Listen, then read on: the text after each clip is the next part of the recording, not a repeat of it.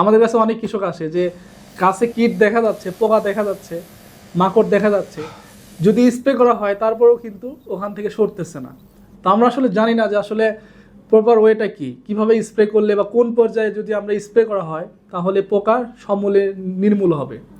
চলুন আমরা জেনে নেই এবার ইনসেকটিসাইড, যেটাকে আমরা কীটনাশক বলতেছি। এই ইনসেকটিসাইডটা দুই টাইপের হয়ে থাকে।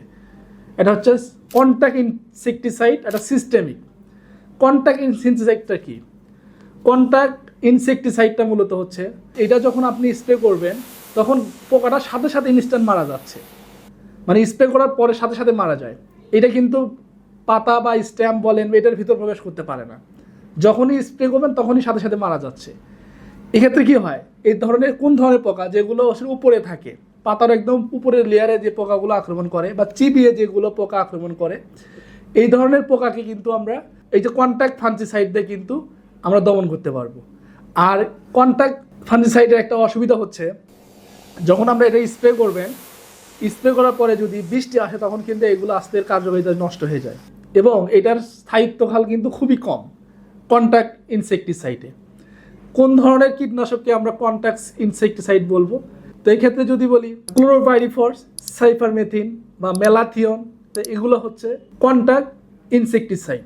সিস্টেমিক ইনসেকটিসাইডটা আসলে কি চলুন আমরা জেনে নেই। সিস্টেমিক ইনসেকটিসাইডটা এটা মূলত গাছের ভিতরে প্রবেশ করে, গাছ এবং পাতার ভিতরে প্রবেশ করে এটা পুরো গাছটাকে ছড়িয়ে দেয় এবং যে সমস্ত পোকা গাছ থেকে রস চুষে খায় সেই ধরনের পোকার জন্য সিস্টেমিক ইনসেকটিসাইডটা খুবই কার্যকারী। যেমন চুষে খায় কোনগুলো, যেমন জাপ পোকা, থ্রিপস, অ্যাপিডস, এই জাতীয় যে পোকা আছে এইগুলো পোকা দমন করার জন্য সিস্টেমিক ইনসেকটিসাইডের ব্যাপক একটা মানে প্রয়োজন। আর এই সিস্টেমিক ইনসেকটিসাইডটা মূলত এটা দীর্ঘ সময় কিন্তু গাছে অবস্থান করে, তার কারণ হচ্ছে এটা ভেতরে প্রবেশ করতেছে। আর কন্ট্যাক্ট ইনসেকটিসাইড কিন্তু ভেতরে প্রবেশ করতেছে না, এটা শুধু বাইরে একটা আবরণ সৃষ্টি করে বা ডিরেক্ট পোকার উপরে হিট করতেছে, পোকার সাথে সাথে ইনস্ট্যান্ট মারা যাচ্ছে। বাট সিস্টেমিক কি হয়, ভেতর থেকে একদম এর কার্যকারিতাগুলো বোঝা যায় এবং ভেতর থেকে সে কাজ করে, যার কারণে এই সিস্টেমিক ইনসেকটিসাইডের কিন্তু কার্যকারিতা অনেক গুণ বেশি।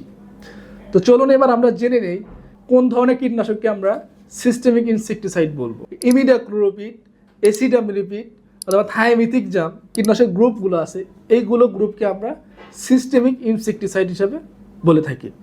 তো আশা করতেছি আপনারা এখন থেকে নিজেরা নির্ধারণ করবেন যে কোন ধরনের কীটনাশকে আমরা বেশি ব্যবহার করব এবং কোন পর্যায়ে আপনারা কীটনাশক ব্যবহার করলে আপনাদের রেজাল্ট দ্বিগুণ হবে এবং আপনাদের উৎপাদন খরচ অনেকাংশ কমে যাবে এবং অল্প কীটনাশক ব্যবহার করে আমরা পোকামাকড় ফসল থেকে দূর করতে পারবেন। ধন্যবাদ।